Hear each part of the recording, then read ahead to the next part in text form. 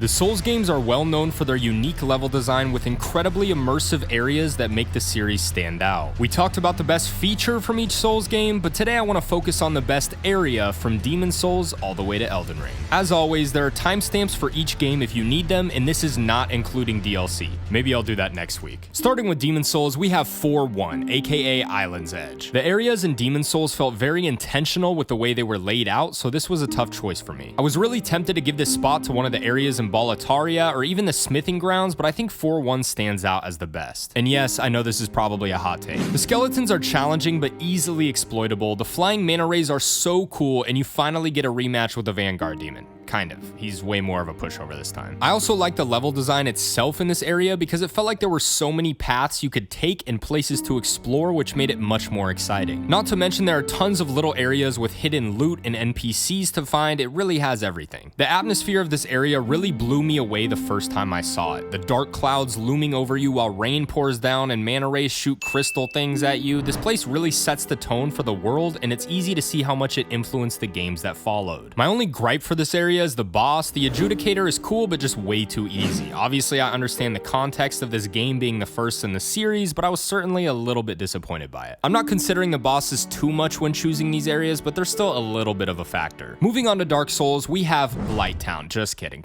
Obviously, it's Anor Londo. If I wanted to be edgy, I would say Darkroot Garden due to the atmosphere and hidden secrets, but it's pretty hard to deny that Anor Londo is the best area in this game. In regards to the areas, this was definitely most people's first wow moment after being stuck in a world with a very dark and grim atmosphere leading up to it. Everything about this area is iconic, from the knights guarding the entrance, the gargoyles protecting the lever that reaches the gate, and the absolutely heinous archer run that made us all realize we prefer being dominated in the bedroom. It also has one of the most challenging and popular bosses in all of gaming, with a nice little reward at the end. And even though I'm too stupid to understand the lore in these games, it was easy to see the significance it had within the story as well as the world itself. This area is without a doubt the biggest highlight of this game, with its grand spectacle and intricate design that makes it the clear choice for the best area in Dark Souls. Now we have Dark Souls 2, which is a bit more up in the air, but I want to say it's the Forest of Fallen Giants. I was tempted to say the Dragon Area just due to the spectacle of the area and the fact that it's a bit more exciting, but I really think Forest of Fallen Giants is the best area in this game. This location really separated Dark Souls 2 from the pack in my opinion, and felt like it had its own identity compared to the rest of the series. I like how it starts with a peaceful river and a hippo that just wants to sit on your face before introducing you to a few of the 12,000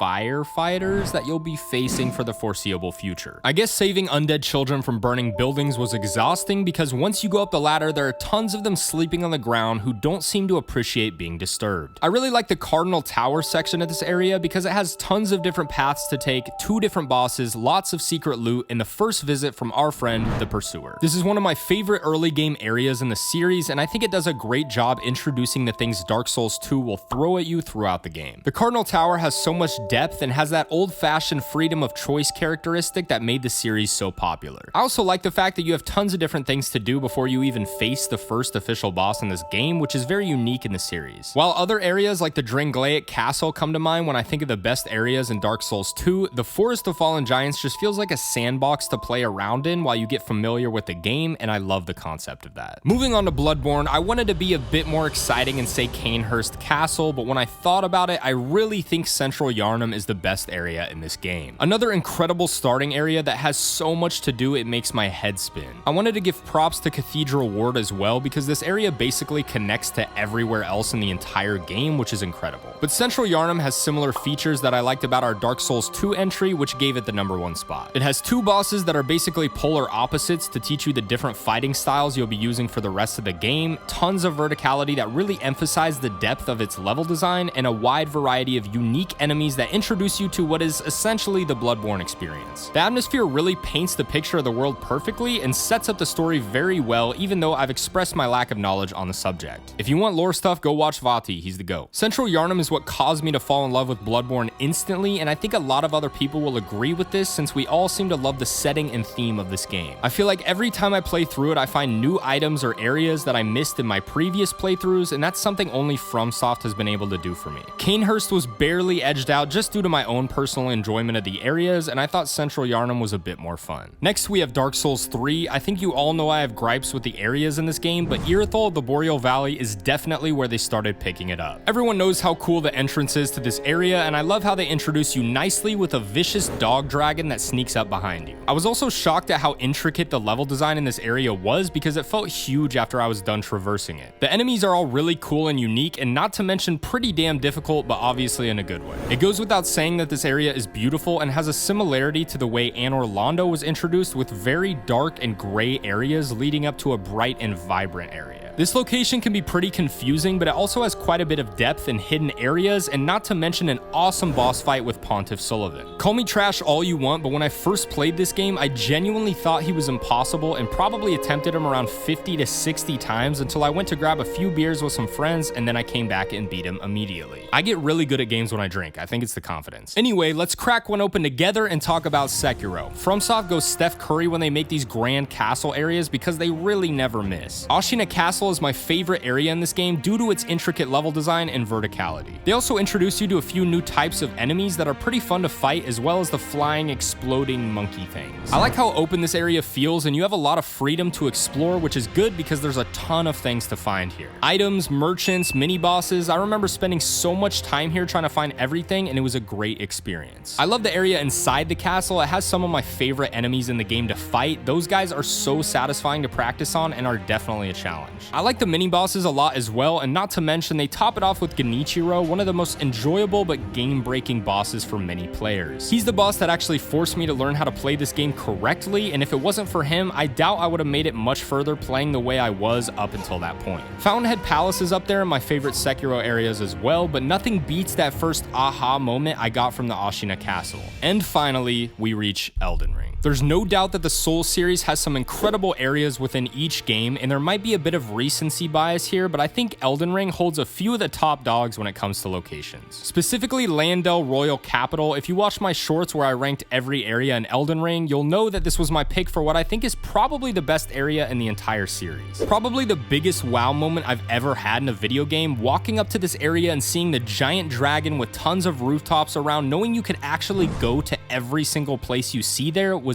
absolutely unreal. The aesthetic was incredible, along with tons of different enemy types with varying challenge. I was positive this was the final area of the game. Oh, how I was wrong. This area was probably the most fun I had exploring in Elden Ring because it just felt like there was always more to find and experience. I spent hours here fighting my way through every enemy I could. To top it off, they have dungeons, shortcuts, mini bosses, everything you could want from a FromSoft level, and I think this was a culmination of everything they did right in their previous titles. Not to mention, it has one of my favorite bosses in the game, Morgoth the Omen King. This fight and level are really everything you could ask for in a Souls game. It's an absolutely perfect boss to end a flawless level.